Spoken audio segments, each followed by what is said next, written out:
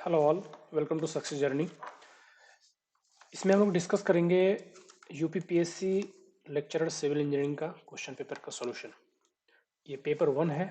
इसके दो पार्ट होंगे। फर्स्ट पार्ट में हम लोग क्वेश्चन नंबर 50 तक कवर करेंगे। नेक्स्ट पार्ट में हम लोग 50 to 125 कवर करेंगे। तो चलिए स्टार्ट करते हैं। इसमें फर्स्ट 25 क्वेश्चन हिंदी के हैं, बाकी 100 क्वेश्चन सिविल से हैं। तो चलिए एक एक क्वेश्चन को डिस्कस करते हैं और देखते हैं कि क्या आंसर होना चाहिए।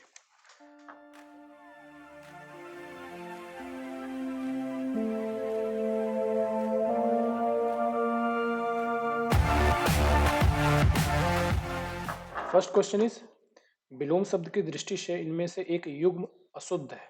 इसमें अशुद्ध को खोजना है। तो यहाँ पे आतप और निरातप से ठीक है, उदय और अस्त भी ठीक है, गहरा और छिछला भी ठीक है। कुटिल के साथ हमेशा सरल आता है, जटिल नहीं आता, तो ये गलत हो जाएगा। इसमें अशुद्ध पूछा है तो कुटिल और जटिल नहीं, कुटिल और सरल आना चाहिए था। दूसरा है, निम्नलिखित में से आपादान तत्पुरुष, तो समास का है ये। आपादान तत्पुरुष के भी 6 टाइप हैं तत्पुरुष समास के। तो उसमें से आपादान कह रहा है कि आपादान के कौन सा एग्जाम्पल है। तो पहला देखते हैं, यथाशक्ति। यथाशक्ति इसको बोलते हैं शक्ति के अनुसार। इसका अगर हम संधि विच्छेद करें तो क्या होगा, शक्ति के अनुसार। तो इसमें कौन सा समास आएगा, अव्ययी भाव समास आएगा। अव्ययी भाव समास आएगा, तो ये ऑप्शन गलत हो गया। दूसरा है शरणागति। शरणागति को अगर हम एक्सपेंड करें तो क्या आएगा, शरण को आगत। तो इसमें को आया तो ये क्या आएगा, कर्म पुरुष, कर्म तत्पुरुष समास आएगा। ठीक है, तो ये तत्पुरुष समास तो है लेकिन कर्म तत्पुरुष समास है। हमें चाहिए आपादान। वज्राहत, तो ये वज्र से आहत, तो ये वज्र से आहत तो से आया, तो ये कर्म तत्पुरुष समास हुआ, तो ये इसमें से आ रहा है। और ये लास्ट है चोरवयम। चोरवयम मीन्स चोर से भय। तो ये कौन सा है, ये है आपादान तत्पुरुष समास। तो चोरवयम is the correct answer. Next है, अंडे का शहजादा। इस मुहावरे का सही अर्थ क्या है। तो अंडे का शहजादा मीन्स अनुभवहीन व्यक्ति। नेक्स्ट है, कोष्टक में अंकित विराम चिन्हों का इनमें से एक नाम गलत है, वह है योजक चिन्ह, हाइफन इस तरह का होता है। उसके बाद है विस्मरण चिन्ह। विस्मरण चिन्ह ये भी सही है। हंसपद चिन्ह ये भी सही है। एक्सक्लेमेटरी साइन तरह के अगर कुछ मिस हो गया तो उसको लिखने के लिए होता है। और काकपद चिन्ह, काकपद चिन्ह कोई चिन्ह नहीं होता, इसलिए ये आंसर सही हो जाएगा। निम्नलिखित में से अंतस्थ व्यंजन कौन सा है। इसमें सभी व्यंजन है। सबसे पहले ये है उष्ण व्यंजन, जिसमें हीट की जरूरत पड़ती है, ये उष्ण व्यंजन है। ये अनुनासिक व्यंजन है, ये अनुनासिक व्यंजन है।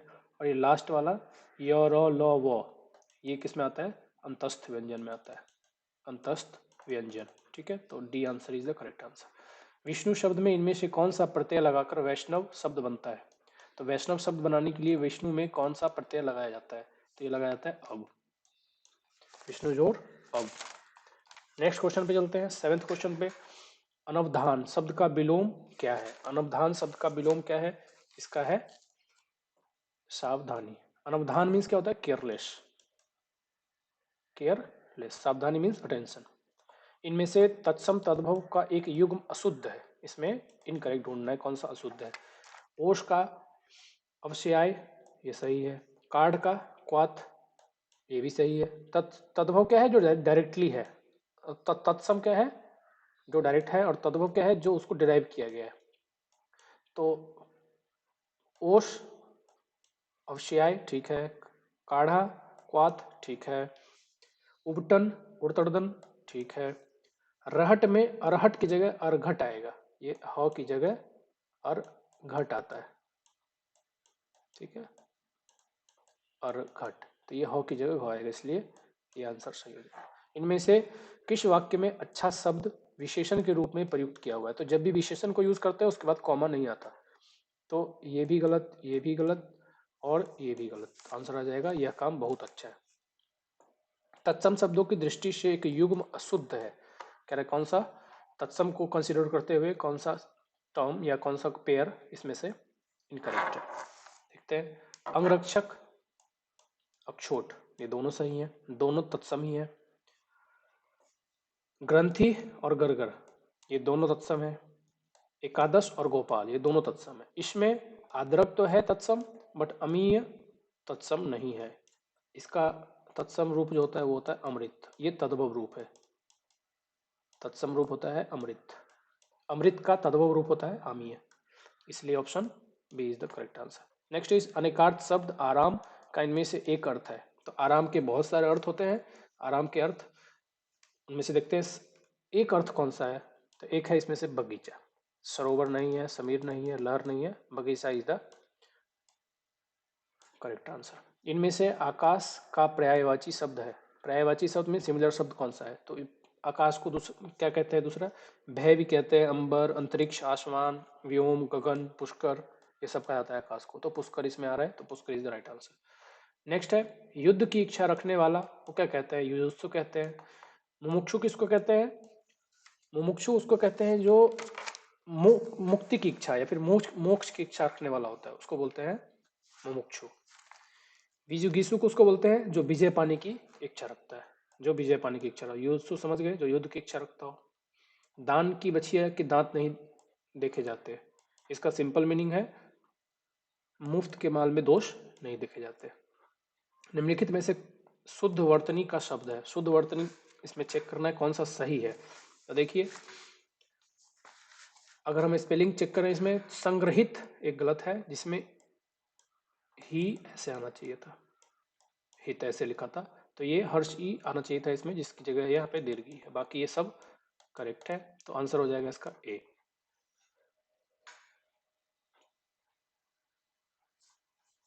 सॉरी, इसमें शुद्ध वर्तनी पूछा है, सॉरी इसमें पूछ रहा है कि शुद्ध वर्तनी कौन सा है, ये भी इनकरेक्ट है। ये हिरण्यकशिपु की जगह कशिपु होता है, कश्यपु की जगह कशिपु होता है, कशिपु। अंतर्धान को ऐसे नहीं लिखते हैं, अंतर्धान ऐसे लिखा जाता है, अंतर्धान। तो ये नौ यहाँ पे अनुस्वार के फॉर्म में होता है। और अपनाहुति को ऐसे नहीं लिखते, अपनाहुति में यही एक करेक्ट है, इसमें अपनाहुति, बाकी सब इनकरेक्ट है। इनमें से एक वाक्य में आपादान कारक नहीं है, तो कौन सा कह रहा है किसमें आपादान कारक नहीं है, वो बताइए। तो आपादान कारक किसमें नहीं है, वह कलम से लिखता है, इसमें आपादान कारक नहीं है। बाकी सब में, क्योंकि हर एक में आप देखोगे वह कलम से, तो ऑब्जेक्ट का जो यहाँ पे से है उसका वेट ऑब्जेक्ट पे पड़ना चाहिए, तो इसमें वह कलम से लिखता है, is the correct answer. Next है शहर और शहर शब्द युग में इनमें से सही अर्थ है। तो ये शहर जो है ये उर्दू शब्द है, इसका मीनिंग होता है सुबह, सुबह। और ये शहर मतलब बताइए नगर, ये हिंदी शब्द है शब्द, तो इसमें आंसर आ जाएगा सवेरा और नगर। दुर्व्यवहार शब्द में कितने उपसर्ग हैं, दुर्व्यवहार कैसे लिखा जाएगा, दुर्व्यवहार के लिए 4 उपसर्ग आएंगे पहले तो, सो कैसे लिखेंगे, दुर प्लस वी प्लस अब प्लस हार, इसलिए इसमें 4 उपसर्ग आएंगे। परीक्षा शब्द की संधि विच्छेद बहुत ही इजी है, परिजोर इच्छा। नेक्स्ट इज किसी के पास रखे हुई दूसरे की वस्तु, इस वाक्यांश के लिए इनमें से एक सही शब्द नहीं है। किसी के पास रखी हुई वस्तु के लिए इनमें से कौन सा सही नहीं है। धरोहर भी बोलते हैं, अमानत भी बोलते हैं, थाती भी बोलते हैं, रिक्त नहीं बोलते, तो रिक्त इज द इनकरेक्ट आंसर। निम्नलिखित में से एक शुद्ध वाक्य है, शुद्ध वाक्य कौन सा है इसमें से, तो चलिए देखते हैं। शुद्ध वाक्य एकमात्र यही है, तुम्हारे सब काम गलत होते हैं, तो ये तो इनकरेक्ट सेंटेंस का है। अनेकार्थी शब्द अर्क का इनमें से एक अर्थ नहीं है, तो अर्क का इनमें से कौन सा एक अर्थ है जो नहीं होता। सोफिस्टिक बोलते हैं, तांबा भी बोलते हैं, और मदार भी बोलते हैं, पारा नहीं बोलते, पारा मर्क्यूरी के बोलते हैं। कपीश और कपीस शब्द युग्म का इनमें से सही अर्थ है, तो दोनों कपीस में क्या फर्क है। तो पहला कपीस जो है हर्ष ई वाला, उसका मीनिंग होता है मैला, डर्टी, ठीक है। और इस कपीस का मतलब होता है हनुमान, सुग्रीव,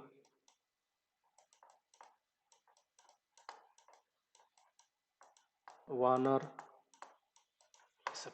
तो देखिए इसमें से कौन सा आ रहा है, वानर भी सही है, हनुमान सही है, सुग्रीव सही है। तो इन तीनों में राइट हैंड साइड तो ठीक है। लेफ्ट हैंड साइड में देखते हैं, तपन नहीं, जलता हुआ नहीं, मटमैला। तो सी इज द राइट आंसर। निम्नलिखित में से गुफा का पर्यायवाची शब्द नहीं है। गुफा का इनमें से पर्यायवाची शब्द कौन सा नहीं है? तो देखिए, गुफा को गुहा भी बोलते हैं, दरी भी बोलते हैं, गह्वर भी बोलते हैं, विजन नहीं बोलते। तो vision is the correct answer. निम्नलिखित वाक्यों में से एक में सकर्मक क्रिया है। तो मेरे हिसाब से इसमें सकर्मक क्रिया में कोई भी में नहीं है, क्योंकि सकर्मक के लिए क्या होना चाहिए कि जो ऑब्जेक्ट है और जो कर्म कर रहा है ये ऑब्जेक्ट के साथ लिंक होना चाहिए। इसमें ऑब्जेक्ट किसी में भी नहीं है मेरे हिसाब से, तो ऑप्शन ये गलत होना चाहिए क्वेश्चन। वैसे अगर हम बात करें तो जो मोस्ट नियरेस्ट आंसर बन सकता है इसमें वो है चिड़िया उड़ती है। चलते हैं अब सिविल क्वेश्चन पे। Which of the following condition is to be satisfied both in elastic and plastic analysis? तो इलास्टिक एनालिसिस में देखते हैं कौन कौन से कंडीशंस होते हैं। तो इक्विलिब्रियम कंडीशन तो होता ही होता है। इक्विलिब्रियम कंडीशन, कॉम्पेटिबिलिटी कंडीशन, ये दोनों इक्विलिब्रियम एनालिसिस में होता है। और प्लास्टिक एनालिसिस में इक्विलिब्रियम कंडीशन के अलावा और भी दो कंडीशन होते हैं, mechanism condition and yield condition. तो दोनों कंडीशन कॉमन किस में है? तो इक्विलिब्रियम कंडीशन में। Equilibrium condition is the right answer. Maximum area of tension enforcement, तो बीम के केस में पूछा है, तो मिनिमम केस में ये क्लियरली मेंशन्ड है क्लॉज नंबर 26.5.1 में।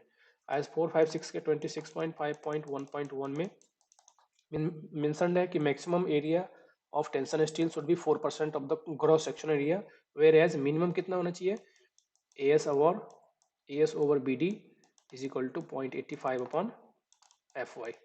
ठीक है, तो अगर मिनिमम पूछता है, ये ए एस टी मिनिमम का फॉर्मूला है और मैक्सिमम 4% के आसपास। तो ये 4% ऑफ ग्रॉस सेक्शनल एरिया। याद रखिएगा, इसमें ओवरऑल डेप्थ होता है हमेशा। The cycle load test is perform to determine. Cycle load test क्या करता है?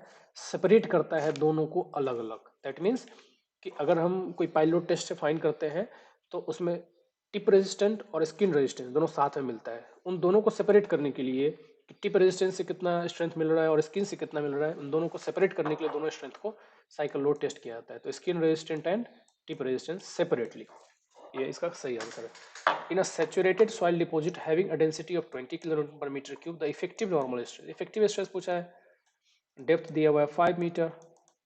तो नॉर्मल स्ट्रेस पहले हम कैलकुलेट करते हैं कितना होगा। तो नॉर्मल स्ट्रेस होगा 20 इंटू 5, ये हो गया नॉर्मल स्ट्रेस। और माइनस कर देंगे इसमें से पोर वाटर प्रेशर, क्योंकि हमें इफेक्टिव निकालना है, तो पोर वाटर प्रेशर। तो डेप्थ इंटू डेंसिटी, तो वाटर की डेंसिटी 10 होती है, तो अगर हम इसको 5 करेंगे तो आंसर आएगा 50। तो total stress minus pore water pressure is equal to effective stress.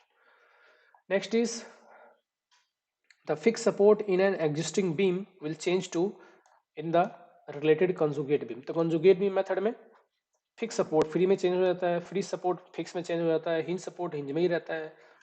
तो यहाँ पे फिक्स है तो फ्री में चेंज हो गया, अगर फ्री होता तो फिक्स में चेंज हो जाता।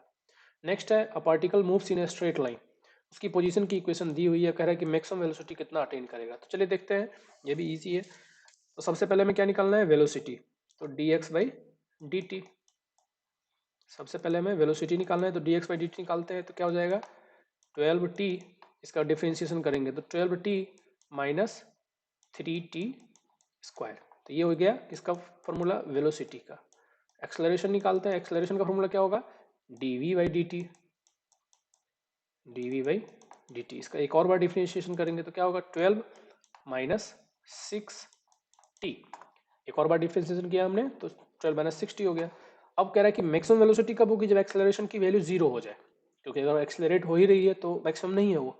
Maximum means acceleration is zero, तो इसको अगर हम जीरो पुट कर देंगे इक्वल टू में, तो क्या हो जाएगा यहाँ से? t is equal to 2। अब इस t की वैल्यू को हम वेलोसिटी में पुट करेंगे, आंसर मिल जाएगा। तो t की जगह यहाँ पे टू पुट करेंगे तो क्या आएगा? 12 इंटू 2 24 माइनस 3 इंटू 4 12, तो आंसर आ जाएगा 12। तो 12 metre per second is the right answer. Next question is which of the following is an unstratified rock. Unstratified means जिसको किसी भी प्लेन के अबाउट अलग ना किया जा सके। तो granite, basalt, trap, these are unstratified. और स्ट्रेटिफाइड में कौन कौन से होते हैं? लाइमस्टोन, स्लेट, ये सब। Wide and deep cracks in concrete members में बी रिपेयर्ड बाय, इसके लिए मेरे हिसाब से शॉर्ट क्रेटिंग आंसर आना चाहिए, क्योंकि इपॉक्सी और ग्राउटिंग बहुत ही नैरो क्रैक के लिए यूज करते हैं, मोटा रिप्लेसमेंट तो आंसर हो नहीं सकता। तो shotcreting is the most appropriate answer. As per IS 456 2000 the chloride content, तो ये डायरेक्ट वैल्यू है, टेबल 1 में गिवन है IS 456 में। क्लोराइड की मैक्सिमम वैल्यू कितनी हो सकती है वाटर के अंदर? 2000 mg पर litre. Next is in an isolated reinforced concrete column footing of effective depth D the stress in punching shear is checked. तो ये क्रिटिकल लोकेशन की वैल्यू पूछ रहा है। तो देखिए फेस ऑफ द कॉलम पे क्या चेक किया जाता है? Bending moment. तो bending moment is critical at face of the column. तो बेंडिंग मोमेंट की अगर पूछता है तो हमेशा फेस ऑफ द कॉलम आएगा। डी डिस्टेंस किसके लिए आएगा? वन वे शियर के लिए। D distance one way shear के लिए, और D by two distance two way shear के लिए। टू वे शियर के लिए तो पंचिंग शियर का दूसरा नाम होता है टू वे शियर। तो ये आ जाएगा डी बाई टू डिस्टेंस।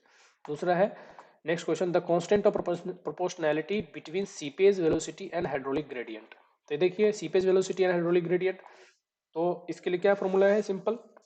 इसके लिए देखिए आपको यहाँ पे ये याद रखना है कि सीपेज वेलोसिटी पूछा है, यहाँ पे डिस्चार्ज वेलोसिटी नहीं पूछा है। अगर डिस्चार्ज वेलोसिटी पूछा होता तो कोफिशिएंट ऑफ परमेबिलिटी आता। यहाँ पे सीपेज वेलोसिटी पूछा है, इसलिए ये फॉर्मूला क्या होगा?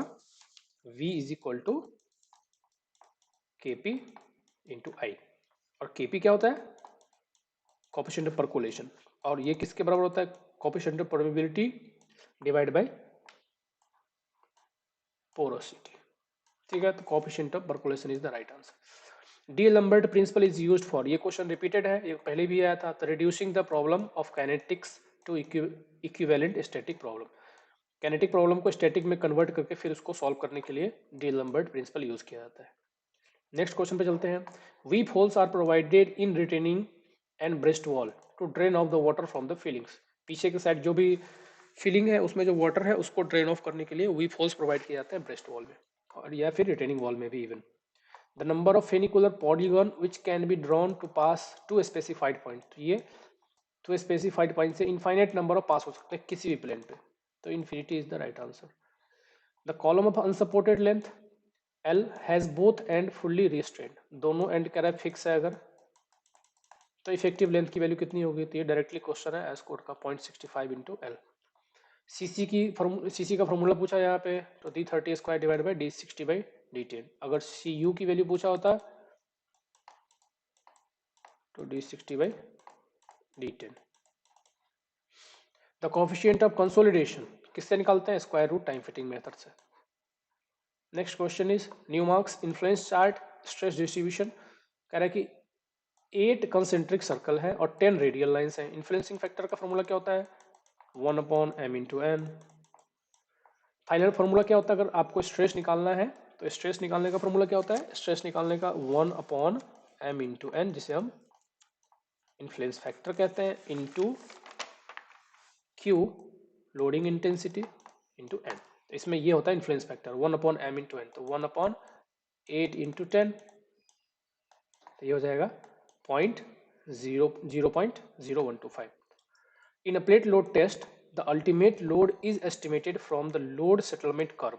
अब लॉग लॉग कर्व बोला है यहाँ पे, तो प्लेट लोड टेस्ट में जो अल्टीमेट लोड निकालते हैं अगर लॉग लॉग कर्व पे है तो डायरेक्टली मिल जाता है हमें। कैसे? ब्रेक पॉइंट से, जहाँ पे भी ब्रेक दिख रहा है वो होगा ultimate load directly, so it is directly. अगर कोई ब्रेक पॉइंट नहीं दिख रहा है तो 1/5 ऑफ प्लेट विड्थ लेते हैं लॉग लॉग स्केल पे, हम बात कर रहे हैं लॉग लॉग स्केल पे। तो लॉग लॉग स्केल पे डायरेक्टली ब्रेक पॉइंट के कॉरस्पॉन्डिंग जो भी लोड आता है उसको बोलते हैं अल्टीमेट लोड। अगर ब्रेक पॉइंट नहीं दिख रहा है तो 1/5 ऑफ द प्लेट विड्थ उसको ले लेते हैं। अगर नॉर्मल स्केल की बात करें तो नॉर्मल स्केल में हम टेंजेंट ड्रॉ करते हैं। अगर हम ऐसे ड्रॉ करें तो नॉर्मल में हम यहाँ पे टेंजेंट ड्रॉ करते हैं और जहाँ पे कट करता है उसके करस्पॉन्डिंग निकालते हैं। तो नॉर्मल स्केल में टेंजेंट ड्रॉ करके और लॉग लॉग स्केल में either by looking at break point, or if break point is not available then 1/5 of the plate width. Next is the deterioration of the properties of the material when subjected to repeatedly applied stress। अगर repeatedly applied stress की वजह से जो deteriorate होता है strength में या property में उसको क्या बोलते हैं? उसको फटीग बोलते हैं। Fatigue means load is acting in a cyclic way. What is the virtual quantity in case of virtual work method? तो आपने अगर virtual work method पढ़ा होगा तो आपको पता होगा कि इसमें क्या करते हैं, डिस्प्लेसमेंट को हम वर्चुअल वर्क लेते हैं कि जो भी डिस्प्लेसमेंट आ रहा है उसको हम वर्चुअली एज्यूम करते हैं because load is also virtually applied. For centering RCC structure second class use करते हैं, second class brick work use किया था। इसकी स्ट्रेंथ कितनी होती है?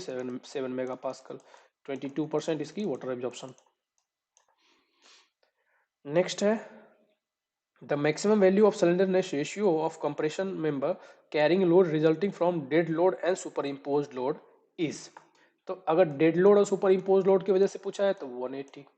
तीन ही वैल्यू होती है कंप्रेशन में भी और तीन वैल्यू टेंशन में भी, 180, 250 एंड 300। तो डेड लोड और लाइव लोड की वजह से 180, other than dead load live load 250 और सबसे लास्ट है 300। और टेंशन में 180, 350 एंड 400। टाइम मेंबर के लिए 400, डेड लोड लाइव लोड की वजह से 180 और other than dead load live load 350। तो 180 is the right answer. The grain size of medium grain sand, देखिए 0.002 से जो छोटा होता है, 0.002 mm से जो छोटा होता है उसको बोलते हैं क्ले, दिस इज क्ले। यहाँ से लेके और 0.075 तक जो होता है उसको बोलते हैं सिल्ट। तो 0.002 से लेके 0.075 साइज तक जो पार्टिकल होता है सॉइल का उसको बोलते हैं सिल्ट। 0.075 से लेके 4.75 तक को क्या बोलते हैं? सैंड। तो अभी सैंड में तीन कैटेगरी है, तो जो यहाँ से स्टार्ट होगा 0.075 से, 0.075 से लेके 0.425 इसको क्या बोलेंगे हम? Fine sand, this is fine sand. और 0.425 से 2 mm तक मीडियम सैंड, और 2 mm से 4.75 mm तक कोर्स सैंड। ठीक है, तो ये कोर्स का एग्जांपल है, ये फाइन का एग्जांपल है और ये मीडियम का एग्जांपल। ठीक है, तो B is the right answer. Last question, the product of E and I is the flexural rigidity. E I is the flexural rigidity. अगर ए ई करते हैं इसको बोलते हैं एक्सियल रिजिडिटी। ये क्या है? Axial rigidity. तो जो मेंबर एक्सियल फोर्स, जिस मेंबर पे एक्सियल फोर्स एक्ट कर रहा है उसके लिए हम एक्सियल रिजिडिटी को यूज करते हैं। और जीजे क्या होता है? Torsional rigidity. अगर कोई मेंबर पे टॉर्सन एक्ट कर रहा है तो उसको मेजर करने के लिए, उस मटेरियल की स्ट्रेंथ को मेजर करने के लिए हम टॉर्सनल रिजिडिटी यूज करते हैं। तो जी इंटू जे। ठीक है, ई आई, ए ई और जी जे। ठीक है, चलिए तो फिर मिलते हैं हम लोग नेक्स्ट पार्ट में। इस पार्ट में हम 50 क्वेश्चन तक डिस्कस कर लिया है, नेक्स्ट पार्ट में हम लोग डिस्कस करेंगे 51 to 125। Thank you all, thanks for the watching. Video अच्छा लगा हो तो लाइक कीजिए, अपने दोस्तों के साथ शेयर कीजिए। Thank you all, see you in the next part. Thank you.